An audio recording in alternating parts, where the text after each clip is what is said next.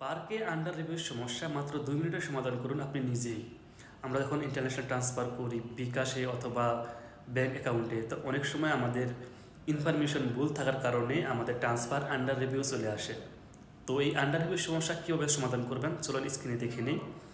এমন গুরুত্বপূর্ণ ভিডিও পেতে অবশ্যই আমার আইটি ফলো দিয়ে রাখবেন। আপনারা সরাসরি চলে যাবেন আপনাদের ইন্টারন্যাশনাল ট্রান্সফার হিস্টোরিতে, সেইখানে গিয়ে আপনাদের আন্ডার রিভিউর যে ট্রান্সফারটা ওইটাতে ক্লিক করবেন। এরপর নিচে দেখবেন লেখা আছে এডিশনাল ইনফো রিকোয়ার্ড, মানে হচ্ছে আপনাকে কিছু অতিরিক্ত তথ্য প্রদান করতে হবে।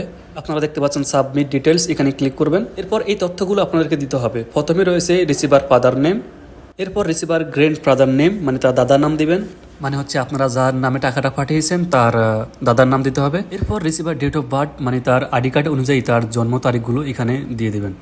এরপর রিসিভার বার্থ কান্ট্রি, এটা বাংলাদেশ দিয়ে দিবেন।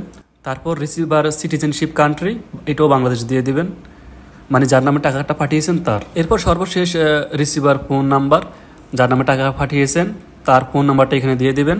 তথ্যগুলো দেওয়ার পর নিচে দেখতেছেন সাবমিট লেখা, এই সাবমিটে ক্লিক করবেন। আশা করি আপনাদের টাকাটা খুব দ্রুত চলে যাবে। আল্লাহ হাফেজ।